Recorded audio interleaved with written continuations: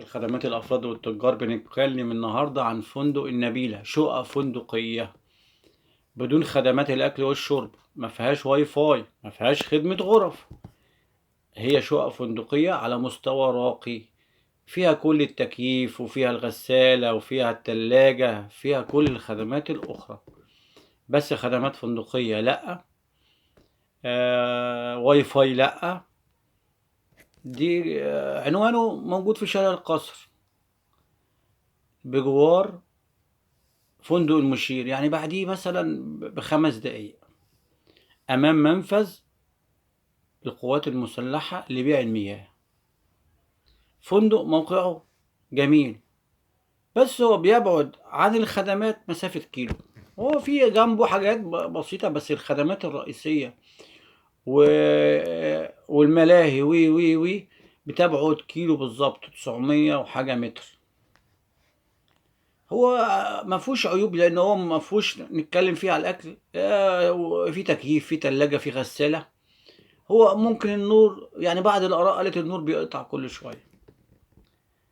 الفندق من أرخص الفنادق اللي موجودة في مرسى مطروح، وفندق على مستوى راقي، ويعتبر إن هو بيقسم في غرفتين وفي غرفتين وصالة، وممكن الأسبوع يوصل ل5000 جنيه، يبقى كذا فرد، والأسبوع بتاعه لو ساعات 5 ليالي و6 أيام، فكل دوت بتبقى بسعر معقول جدا بالنسبة للخدمات، وشكل الأوض والستايل بتاعها جميل جدا.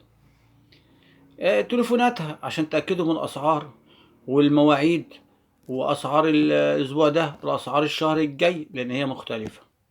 فالتليفونات 011-428-7688، 011-428-7688. جايب لكم 3 تليفونات، و010-24-59-65-66-86.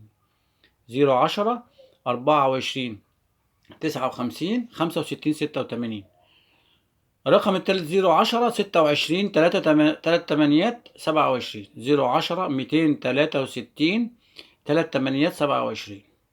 وساعات بيبقى فيه زي وسيط بيبقى بين الشقق الفندقية ديت، ففي الأرقام جيب لكم كل الأرقام، بحيث إن انتوا برضو تأكدوا من السعر، ده اللي يرد ده ما يردش، ده يرد. المكان مميز، وكل الشقق شايفة البحر، حتى الجانبية، يعني في أمامي، في خلفي، في داخلي. يعني 95% من الشقق كلها حتى الداخلي بيبقى شايف البحر. فالمكان يعتبر روعة، جميل، نضيف، تكييف جيد جدا. برضو في باركينج للسيارة، يعني الفندق مجهز بباركينج للسيارة، وفي برامج بقى أيام. خلي بالكم من حاجة دلوقتي، المبلغ بتاع الأسبوع أو ال5 أيام و4 ليالي، الكلام ده شامل الانتقالات الداخلية والخارجية. يعني أنت بتدفع المبلغ مرة واحدة، شامل الانتقالات الداخلية والخارجية من القاهرة والإسكندرية. من المكانين دول المبلغ اللي بيدفع في فندق الشقة الفندقية بتاعت فندق النبيلة شاملة الانتقالات الداخلية والخارجية.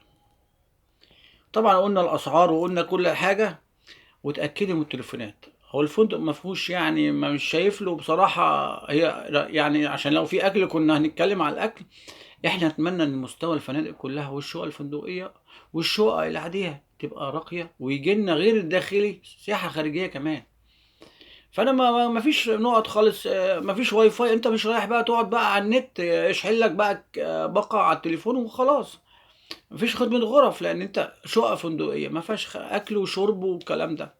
بس المستوى النظافة عالي، تكييف جيد جدا، تلاجة والغسالة وكل المشتملات هتلاقيها بإذن الله، هتلاقي كاتب بإذن الله هنا.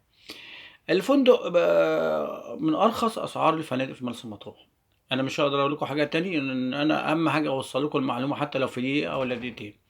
قناة مسك الخدمات الأفراد والتجارة، إن أنت تعمل لايك، خصوصا إن المجموعة بتاعت المميزات والعيوب اللي بقولها بتبقى شاملة في الموسم الصيفي اللي احنا فيه ده، عشان الناس مهتمة بالمصيف، شاملة المميزات والعيوب وربنا يحسن كل الفنادق بتاعتنا ويرفع مستواها. والسلام عليكم ورحمة الله وبركاته.